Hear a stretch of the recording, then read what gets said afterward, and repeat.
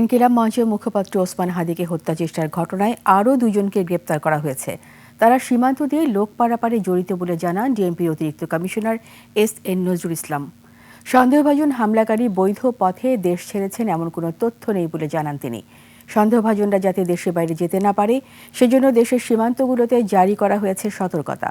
এদিকে রাতে এক খুদে বার্তায় র্যাব সদর দপ্তর জানিয়েছে, হাদিকে গুলির ঘটনায় ফয়সালের স্ত্রীসহ 3 জনকে আটকের পর পল্টন থানায় হস্তান্তর করা হয়েছে।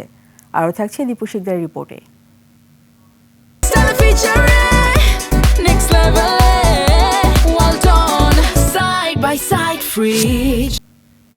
ঢাকা ৮ আসনের স্বতন্ত্র প্রার্থী ও ইনকিলাব মঞ্চের মুখপাত্র ওসমান হাদি দিনে দুপুরে গুলিবিদ্ধের ঘটনায় দেশজুড়ে আলোড়ন তৈরি হয়। নড়েচড়ে বসে পুরো প্রশাসন।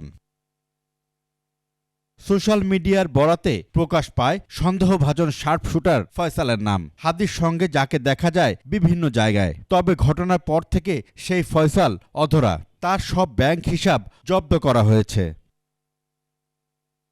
২১-এর এক অনুসন্ধানে সন্ধান মেলে ফয়সালের একটি কর্মস্থলের, যে প্রতিষ্ঠানের নাম ছিল অ্যাপেল আইটি, আর এখানে বসেই সে তার কার্যক্রম পরিচালনা করত।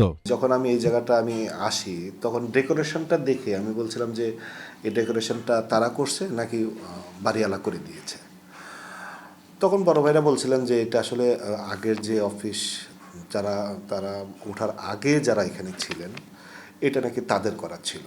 সিসিটিভির ফুটেজ বিশ্লেষণ করে মিশরে থাকা মোটরসাইকেলের নাম্বার প্লেটের সূত্র ধরে এর মালিক আব্দুল হান্নানকে গ্রেফতার করেছে র্যাব। পরে তাকে পল্টন থানায় হস্তান্তর করা হয়। বিকেলে প্রেস ব্রিফিংয়ে ডিএমপির অতিরিক্ত কমিশনার জানান, সন্দেহভাজন হামলাকারী দেশ ছেড়েছেন এমন কোনো তথ্য জানা নেই। তবে নালিতাবাড়ি থেকে 2 জনকে আটকের তথ্য জানান তিনি। শেরপুরের নলিতাবাড়ি এলাকায় অভিযান পরিচালনা করে সীমান্ত দিয়ে লোক পারাপার যারা করে এই জড়িত সন্দেহে আমরা 2 জনকে গ্রেফতার করতে সক্ষম হয়েছি। আমাদের ইমিগ্রেশন ডাটাবেজ চেক করে এখন পর্যন্ত তাদের পালিয়ে যাওয়ার কোনো তথ্য পাওয়া যায়নি। আমরা ফয়সালের পাসপোর্ট নাম্বারটা পেয়েছি। তার সর্বশেষ যে ট্রাভেল পাওয়া গেছে সেটা জুলাইয়ে সম্ভবত, সেটা থাইল্যান্ড থেকে সে আসছে, দেশে ইন করছে। এরপরে ইমিগ্রেশন ডাটাবেজে আর তার ডিপারচারের কোনো তথ্য নেই। ফয়সালের পাসপোর্ট ব্লক করে সীমান্ত এলাকাগুলোতে সতর্কতা জারির কথা জানান তিনি। সীমান্তে অতিরিক্ত সতর্কতা জারি করা হয়েছে। আমাদের যেহেতু ইন্ডিয়ার সাথে স্থল সীমান্ত অনেকগুলো আছে, তো ওই যেতে পারে, তো এইরকম আমাদের কাছে তথ্য আসে নাই। বিজিবি সতর্ক আছে। এদিকে আটক মোটরবাইক মালিক হান্নানের 3 দিনের রিমান্ড মঞ্জুর করেছে আদালত।